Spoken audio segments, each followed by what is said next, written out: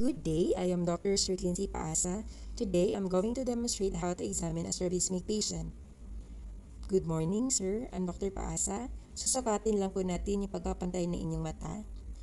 Assuming history and full ophthalmologic examinations were done, including visual acuity, sensory test, and stereopsis, I will position myself at eye level in front of the patient but not obstructing his view.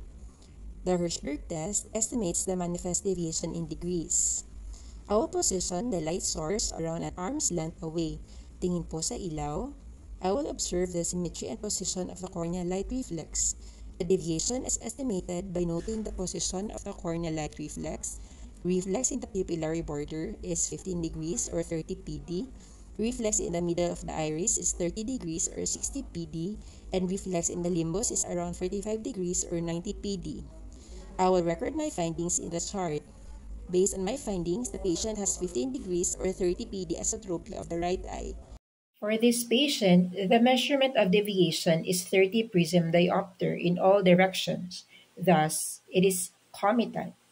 Comitant strabismus is a type of strabismus in which angle of deviation remains unaltered in all the directions of gaze with either eye fixating. Although the eyes are misaligned, they retain their abnormal relation to each other in all direction of gaze. On the other hand, concomitant strabismus is a type of strabismus in which the angle of deviation varies with the direction of gaze and or with eye used to fixate. Concomitant strabismus may be paralytic or restrictive. For modified Grimsky test, using the prism diopter obtained, I will place prism over the deviating eye. Base out at the frontal plane since there is esotropia. The endpoint is when the corneal light reflex is centered and symmetrical in both eyes. I will record my findings in prism diopter in the chart. Based on my findings, the patient has 30 PD base out on the right eye. For cover-uncover test, pwede po ba kayong tumingin sa letra sa harap? Accommodative target is 2 lines above his best corrected visual acuity. Cover the one eye and observe movement of the other eye.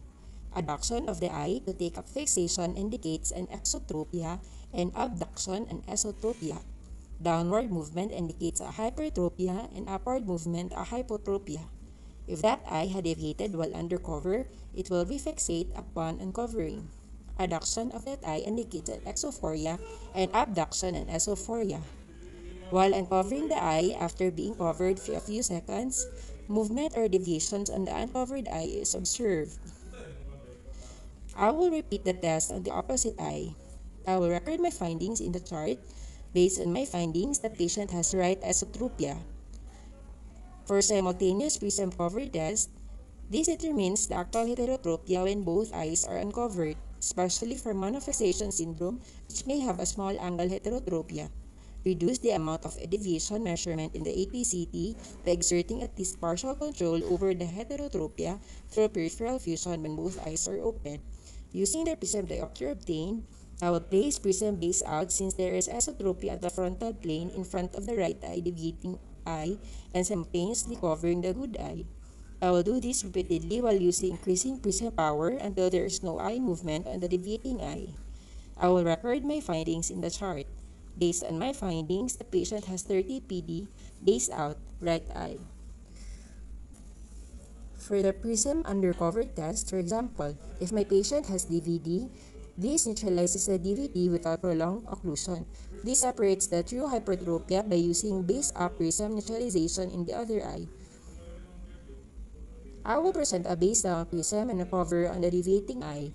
I will transfer the cover to the fixating eye and increase the prism in the deviating eye until no movement is observed on the deviating eye. I will record my findings in the chart. For the alternate prism cover test, this measures total deviation, latent and manifest, done for distance and near. Test done with and without correction. Using prism diopter obtained, I will place prism base out at the frontal plane since there is esotropia in front of the right deviating eye. I will do this repeatedly with increasing prism powers until there is no eye movement. I will be testing all gazes and record the findings. I will do the rest for near fixation as well. I'll record my findings. The patient has 30 PD base out.